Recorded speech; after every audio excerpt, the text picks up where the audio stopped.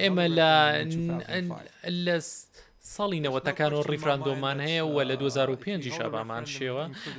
ریفراندۆم لە نێوخۆی کوردستاندا و ئەنجامەکان کاردانەوەی هاوڵاتیان بۆ سربەخۆبوونە بەڵام پێم وایە هەموو شتێک کاتی خۆی هەیە و ئەو قەیرانێنی کە ڕوبەڕووی کوردستان بۆتەوە لە ئێستادا و باز لە هەوڵ و چالاکی هێزەکانمان بکەین ئەگەر بێت و هاوپەیمانی نێودەوڵەتی هاوکاریمان نەکات و هاوکاری سەربازیمان نەکات ئەوە ئێمە تووشی قەیران دەبین ئێمە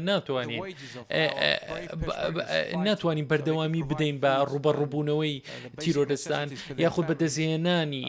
خزمەتگوزاری بۆ پێشمەرگە یاخود بۆ هەموو شتێک بەڵام پێویستە چانسێک بدەینەوە بە بەغداد لە ئێستادا پێویستە ئەوە لە بیر نەکەینەوە کە ئێستا وڵاتانمان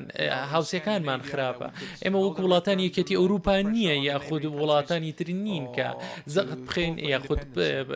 فشار بخێنێ سەر وڵاتانی تر بۆ بەدەزێنانی سەربەخۆی پێویستە هەنگاوەکانمان بە شێوازێکی باشتر بکەین و بۆ نمونە زۆرێک لە وڵاتانی تر کێشیانەیە هاوسەکانمان دەربارەی سەربەخۆی تورکیایەکێکە لەوانە کە لە ئێستادا ڕوبڕووی گروپە کوردەکان دەبێتەوە لە هەمان کاتیشدا سونەکان و شیعەکان یەکگرتوون بۆ ڕوبەڕووبوونەوەی کوردەکان بۆیە پێویستە ئێمە زۆر ئارام بین و بە شێوەیەکی باش و چالاک هەنگاوەکانمان بنین هەڕەشە و بەردەوامیدان بە زەرەر و کاری خراپ و زەرەروزیان بۆ سەر هەرێمەکان نابێت لە دوای ڕیفراندەکانەوە بێت پێ ناچێت ئەمە کاتێکی گونجابێ بۆ ڕیفراندۆم لە ڕووی سەربازیەوە یەکەم و بۆ کە ناتوانین ڕوبەڕووی تیرۆرستان ببینەوە و زۆرێک لە کەس دڵخۆش نییە دەربارەی شتانە و وەڵامی بۆ پرسیارەکە بریتە لە بەڵێ بۆ سەربەخۆبوون بەڵام پێویستە سەرکردە کوردەکان بە شێوازێکی ورد بیر بکەنەوە و هەنگاوەکانیان باشتر بێت دەربارەی سەربەخۆبوون و بابەتی زۆر گرنگ بریتە لە یەکگرتووی نێوان هەموو حیزبەکان بەڵام لە ئێستادا یەکگرتوویەکی زۆر بەهێز نییە لە نێوان حیزبە کوردەکاندا هەنگاوی یەکەم بریتە لە